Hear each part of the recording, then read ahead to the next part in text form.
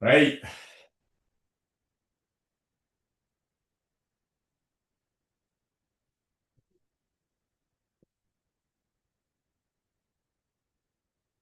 hey, お願いします。Soup. Eat. Gonna come down.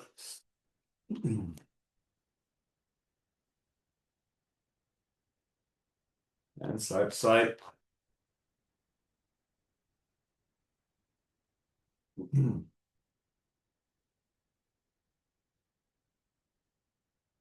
Hey, use the shoulders.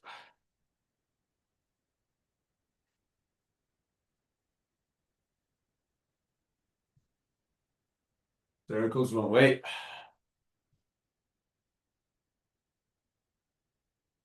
And circles the other way.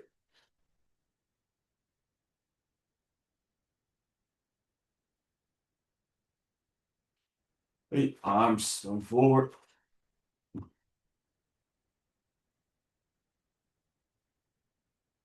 and back.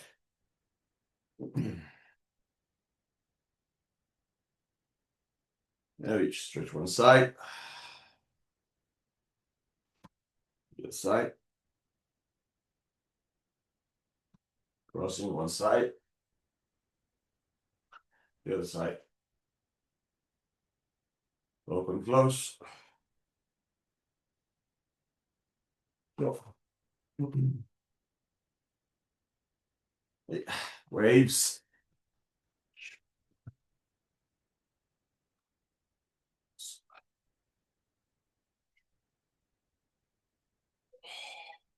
Hey, side to side.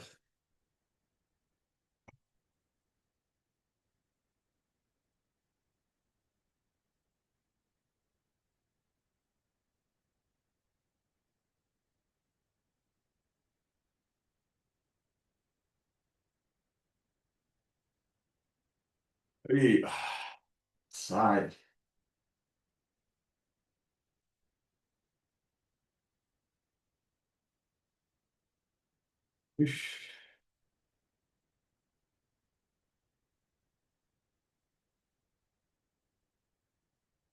Hey, the other side.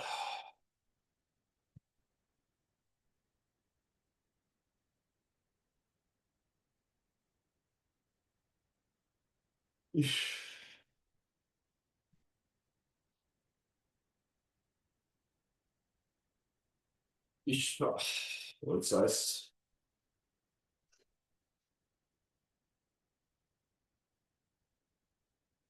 Hey, outside. Inside. Side. Side. Side. Inside. And back.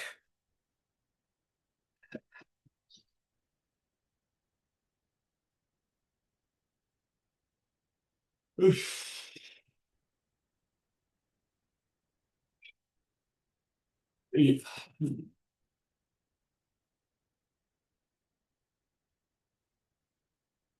back. Open, close.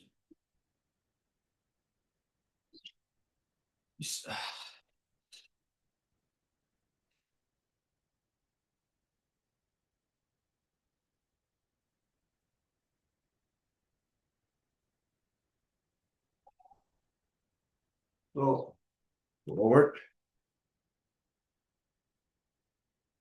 Down.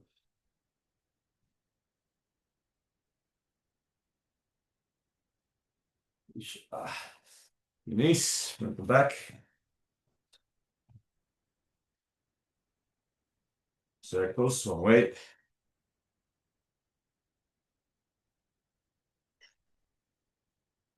Circles the other way.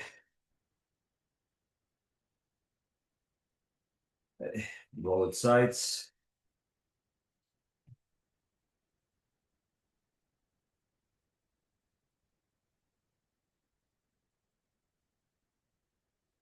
Sideways.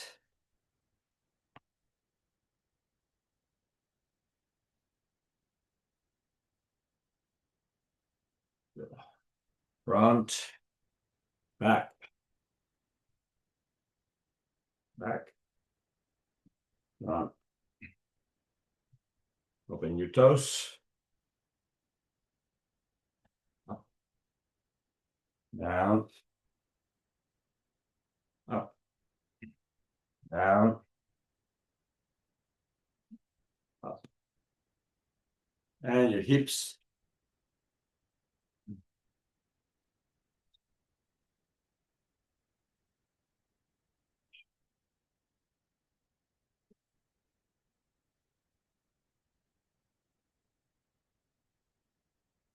Lower your hips.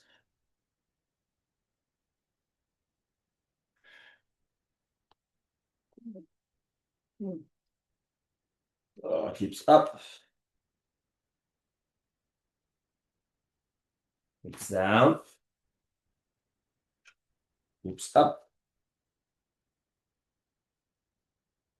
Hips down. Hips up. Spine up. And circles. Either way.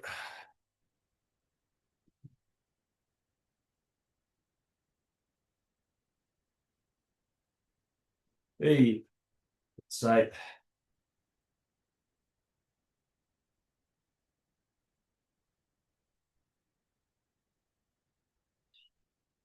Down one side.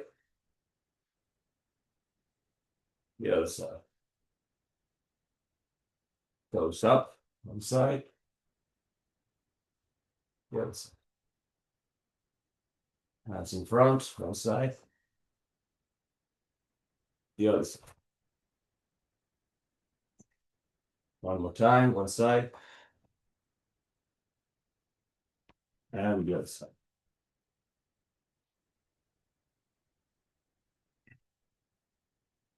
Side to side.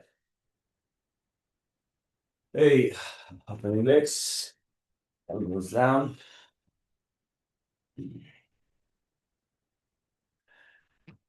Move forward.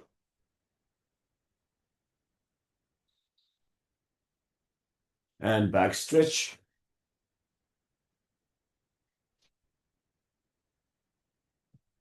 Forward again. Back stretch.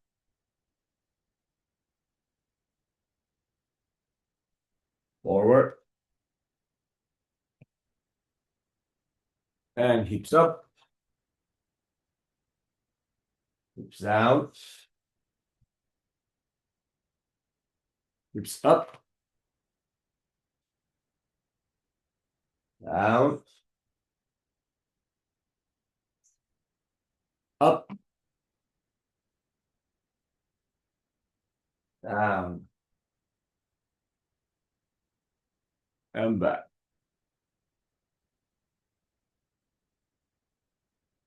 Hey. Side. The other side.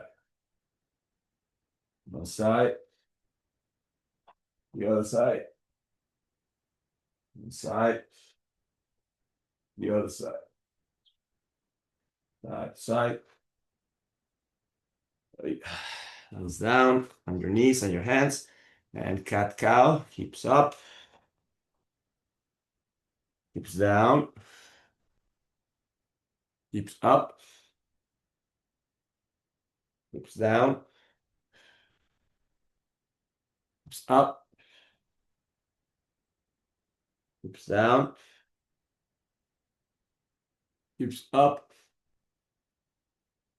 Hips down.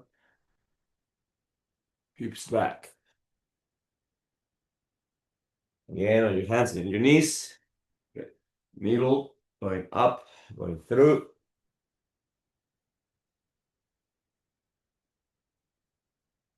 Change, middle, up, through.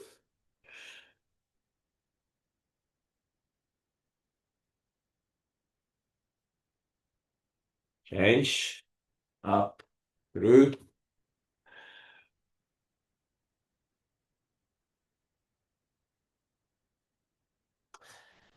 Change, up, through.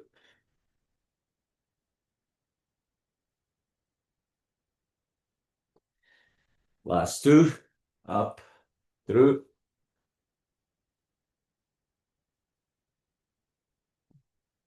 Last one, up, through.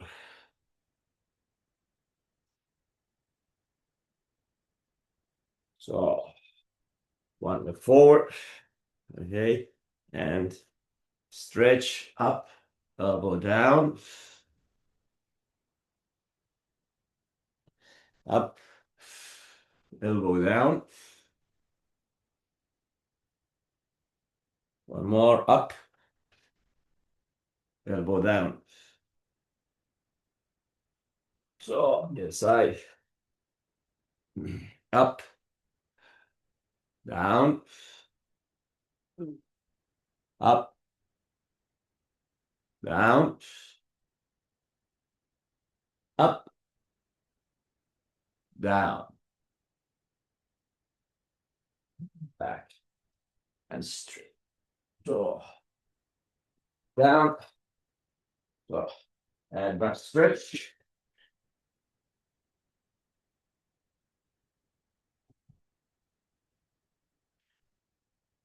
Legs up,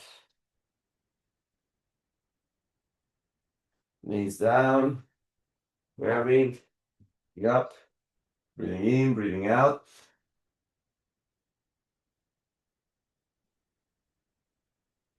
So, again, back stretch.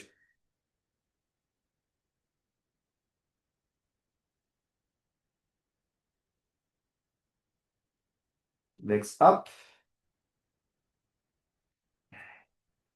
knees down, curving, breathing in, breathing out.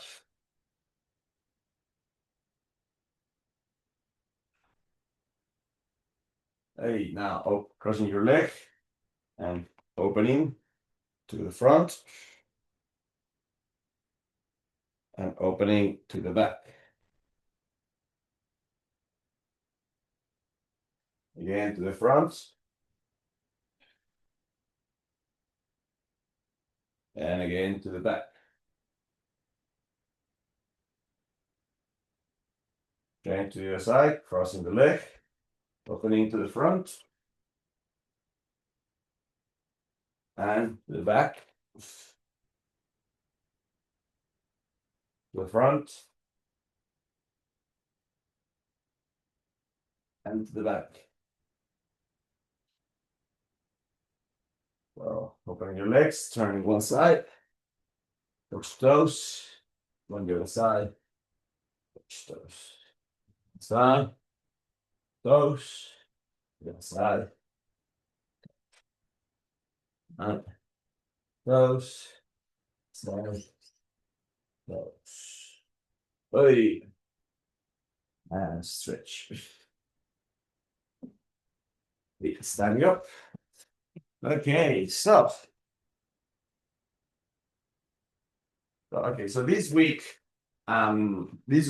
what we were basically doing was a follow-up from last Saturday when we had Darek Lebek Shihan from Beisai Seido Karate coming to the class to coming to the dojo and sharing some training with us. We do that every few months. We have a martial artist from another martial art coming to the dojo and sharing with them. We have had people from Brazilian Jiu-Jitsu, Stuart, and in this case, Darek from karate, and it's always very informative and it's a very nice experience to have Budoka martial artists sharing and learning from each other.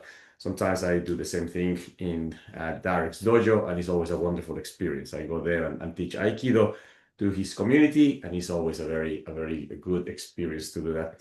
But anyway, apart from the good vibes of sharing things with other people, we obviously learn and study or remember important details of our practice.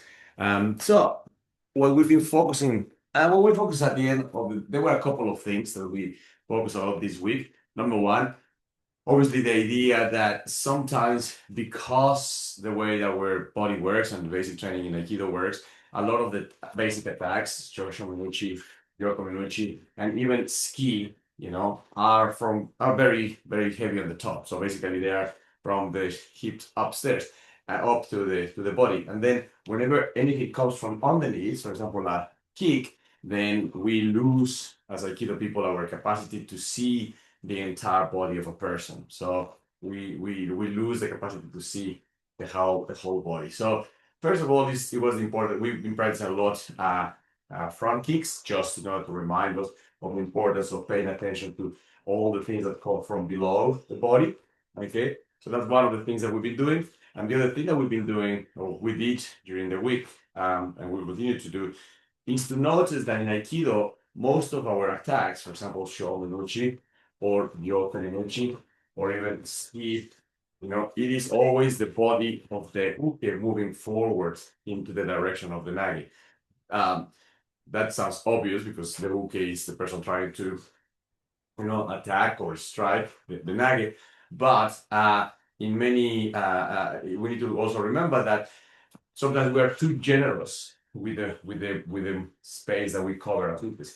And there will be some form of strikes, for example, opposite strike, that not only will not be generous in the movement, but will also obviously retract not only the hand, but also the body. So sometimes in Aikido, if we are not careful with our Taisabaki and with our Sen no Sen, we become too reactive, which is what Bono Sensei calls Gono Sen, or our Taisabaki is not confident enough, then we will not be able to cover the distance required for a strike that pulls back together with their body. So I think those two things, attacks that come from below and attacks that retract, were a couple of good opportunities to study with a visit of that exchange. So it is just, for practice here, let's do first, let's start first with the strikes, and then we move into a little bit of the kicks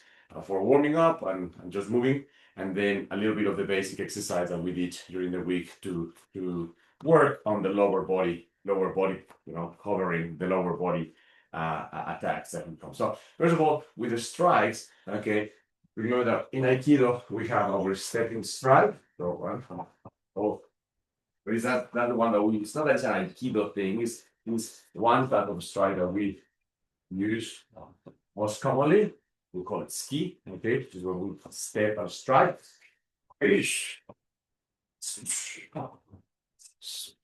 What?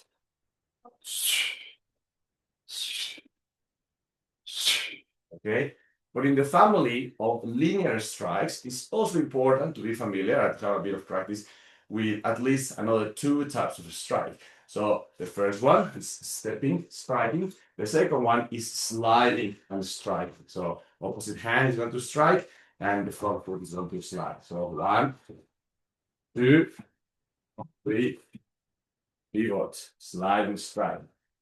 1, 2, 3. So that one strikes with the back hands, okay? Slide and strike with the back hand. 1, 2, 3. Pivot, slide and strike. 1, 2, 3. Pivots, okay? Now the third type of strike is going to be the one that slides and strikes with the front hand. We will call it more or less like a jab. So this will be jab cross, this kind of exercise. So the front hand strikes. Pivots. Pivots, okay? So in a sense, important to remember those three types of linear strikes. Striking with a step, striking with a slide with the back hand, and striking with a slide with the front hand. Okay, those three, the family of linear strikes. And another thing that we notice or that we study with the strikes is that obviously we have an emphasis on the striking hand, but especially Derek and people who study striking very well also have a pulling hand. This hand, let's say this right hand strikes, the left hand pulls, and there's a double action of our hips not dissimilar to when we practice, for example, iriminage, okay? And we're going to enter and project with this hand for iriminage, therefore this hip is moving forward. But the capacity of this hip moving forward is completely related to the capacity of this hip moving back as well. So if this hip stays stuck, this hip cannot move forward much more. So this hip moves forward, this hip moves backwards, and it's this harmony of the two hip movement that actually creates some power on the technique. So in the exercise, okay, of the striking exercise, it's a similar thing. The striking hand is obvious. That hip is going forward. But the pulling hand, which is this one here, also pulls back, okay, so opens this hip.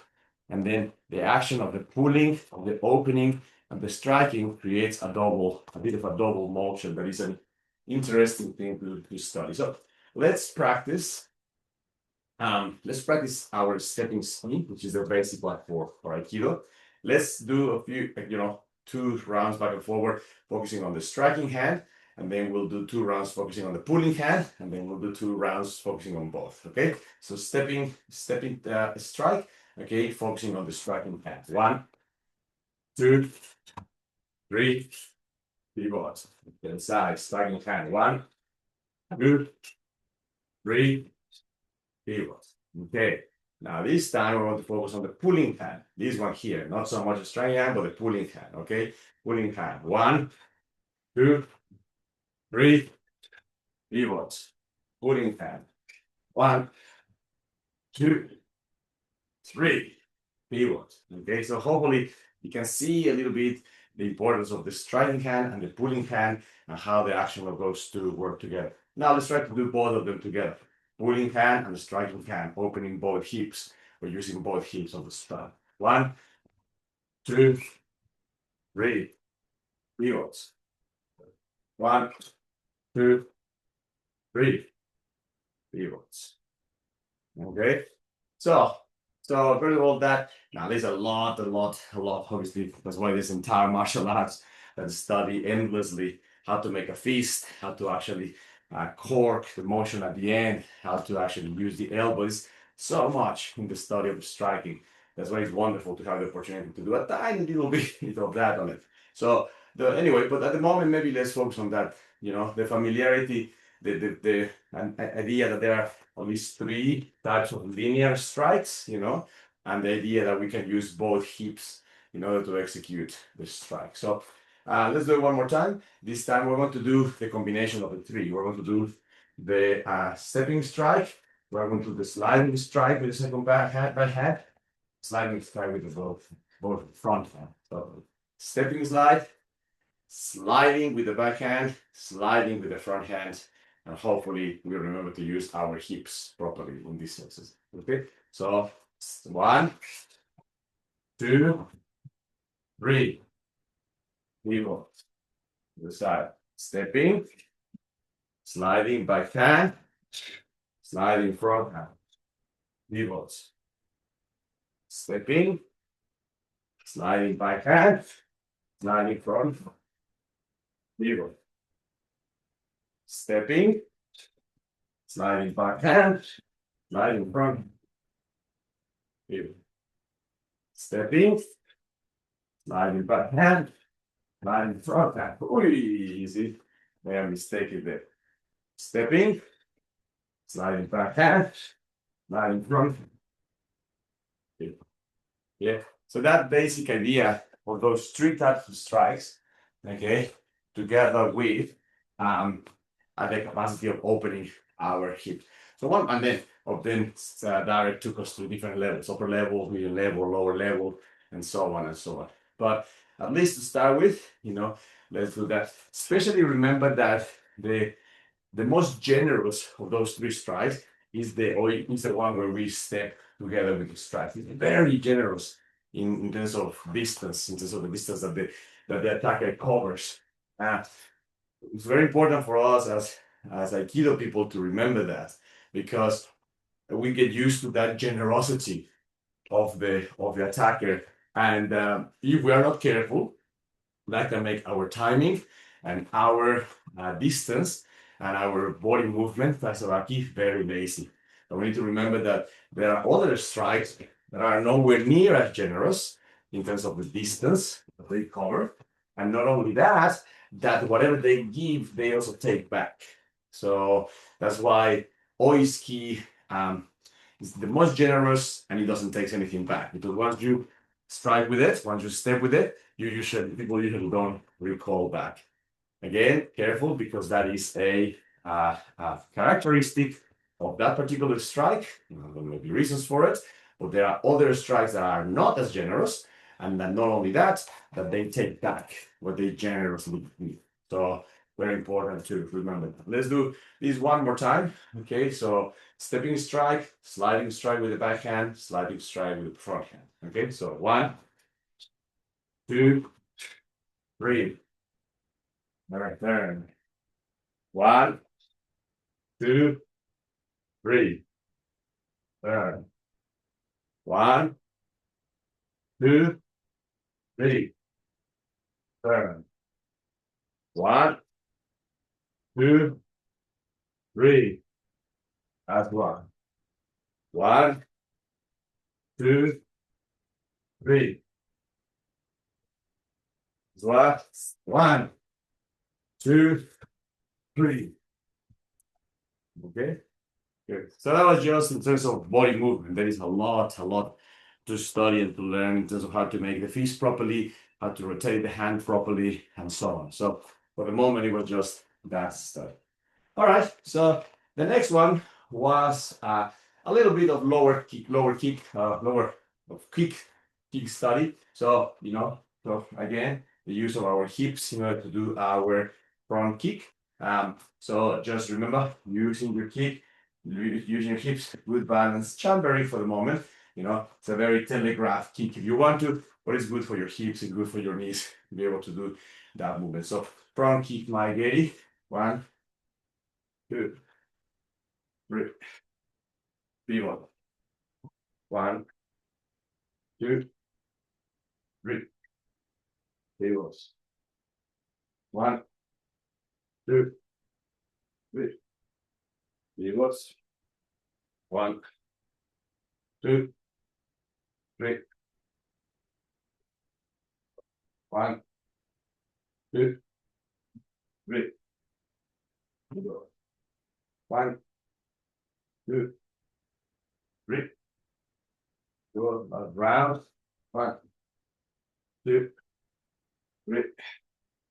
More. 1, 2, 3. Okay. So remember the idea that front kicks. Okay, you pull your toes back, so you are actually using the ball of your feet. Careful to not kick with the tippy toes. The ball of your feet is the one that is making the impact. That changes when you do roundhouses. In the roundhouses, you collect your toes and you use the shin area closer to your foot in order to do the impact. But for front kicks, okay, remember to pull your toes back. So now with the kick happens something very similar to what happened with the strike. Okay, so if we're not careful, we practice always a kick that moves forward, boom, and then move forward, and that covers a significant amount of space between me and my nagel. 1, down, and then I move, and then my nagel is very comfortably able to move inside it. But the kicks always also recoil back, or not always, but most of the time they come and they recoil. So not only I didn't cover the space, which gave my partner a chance to move in, but also by me stepping forward, I end up my partner ends up comfortably in the back of my body, which is very convenient for Aikido techniques on the Ura side. The problem is when a person not only kicks but recoils, and if the person was planning to move my nage was planning to move this way, not only the distance has messed up, now the uke is still in front. Okay, so that's why very important. We hardly practice kicks generally in most Aikido dojos. So that's why we have even less familiarity with this. Okay, so stepping through kick covers a lot of distance and leaves the uke and nage in the ura position. But a recoiling kick doesn't cover distance, and leaves the nage in an omote position. I'm not saying that's terrible. It's obviously we practice omote and ura techniques for practice. I'm just saying it is always going to be more comfortable to end up on the ura side, having covered a lot of space, that end up in the omote side with not much space. So that's just something for us to remember. So let's practice now the Mai-geri, where there is a recoil and recover into position. Okay, so 1, 2, 3, 4, 5, 6, 7, 8, 9, 10. Oh, pivot. Can't go to the other side. 1, 2, 3, 4, 5, 6, 7, 8, 9, 10. Right. There.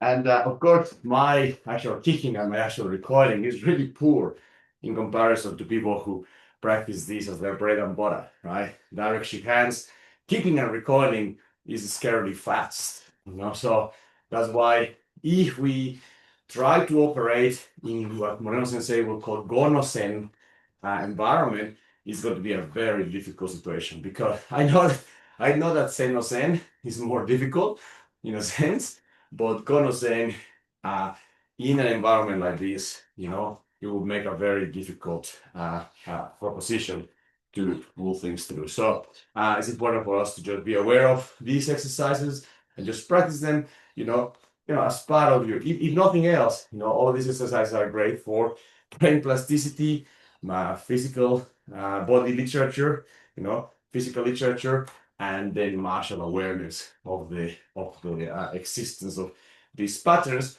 which are not very common in our day-to-day pattern, and that just reinforce important things such as correct taisabaki, correct timing, etc. So very important.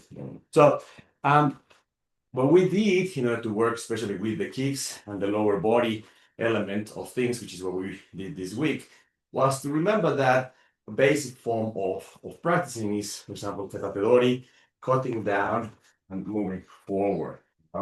In this sliding form, the tetatedori here, cuts down, arm moves forward, body moves forward. Okay? Tetatedori, arm and body. Tetatedori, arm and body.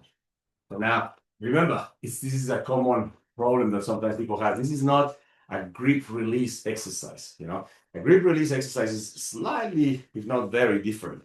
The movement of the front arm ends up parallel to the gripping arm to minimize the capacity to grip.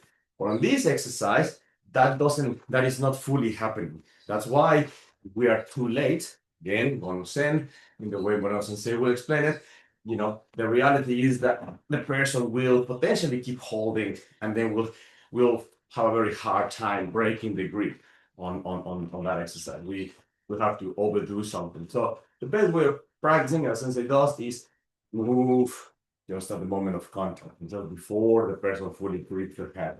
Then that, move before full contact is formed. Then that, move before full contact is formed. Then that, move before full contact is formed. One Sensei does a few things to prevent that. As you know, he never starts down, and he never waits for a full grip to form. He, and possibly most importantly, he doesn't wait at all to the uke. He attacks the attack, presents his hand up, and in the moment of contact, he moves. He attacks the attack, presents it high up, and in the moment of contact, he moves. So please try to incorporate those things when practicing tetatedori, especially releasing grips like that.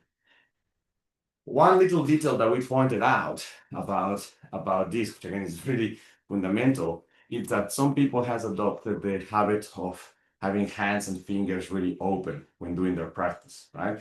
First of all, remember the basic hanmi, Mamoru Sensei, is hands down parallel to your body in this position as your basic hand, not a hand which hands opens hand in front of you.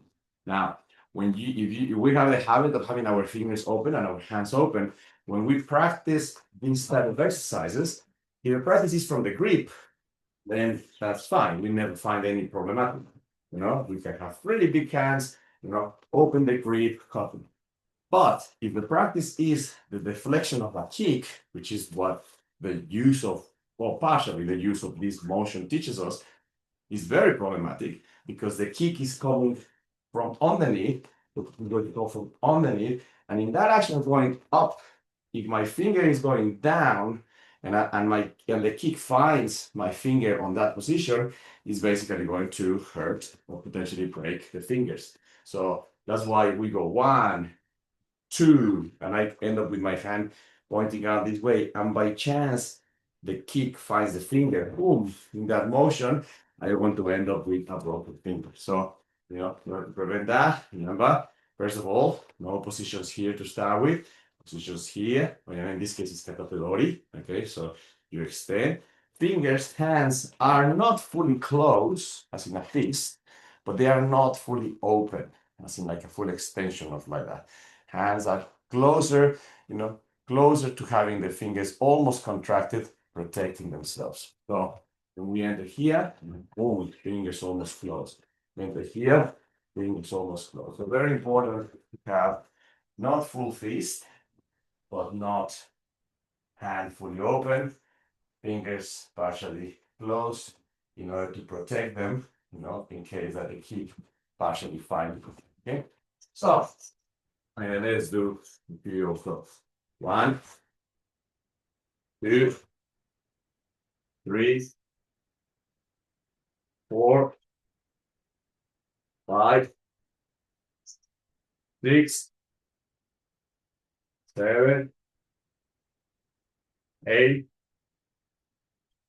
9, 10. All right. So that is offering, for the katatedori, then follow the cut. Okay. Offering the katatedori, following with the cut. This time, you won't offer the katatedori because it's going to be the maigeri. The maigeri cuts. Maigeri off the line, passes. Maigeri off the line, passes. Maigeri comes here. Most important thing is that we are off the line and we pass. Okay, so it's very important to. This is not a blocking out of the way.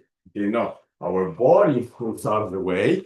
This gives us an extra reassurance or an extra little bit of insurance that we are not going to be hit too hard. But careful to not stay on the line and try to block or move the maigeri out of that position because it's very difficult. Just limb to limb, the legs versus the hand. So the idea is that you move offline, but continue with that position.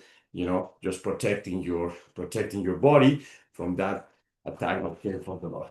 Okay, offline, protecting the body. Offline, protecting the body. Offline, protect the body. Offline, protect the body. More. 1, 2, 3, 4. Okay.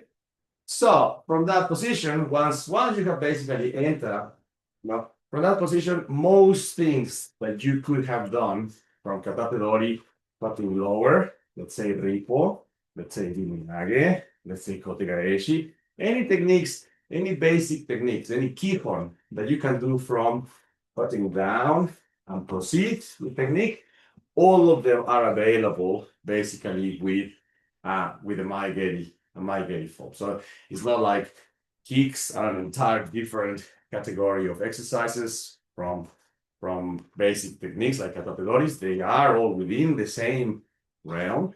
It's just that kicks remind ourselves of a few important things, such as my vision and my capacity to see what happens in the upper body of my partner and what comes from the lower body of my partner. It reminds me of my correct hand use, because if I have it too extended, I can get hurt.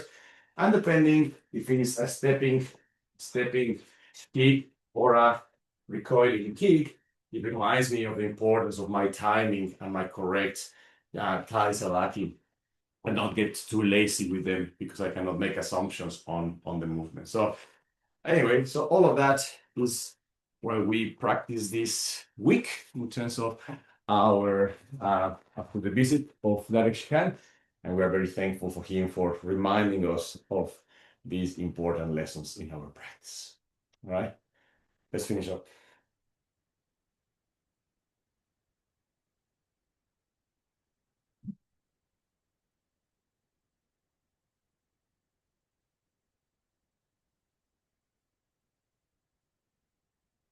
Great.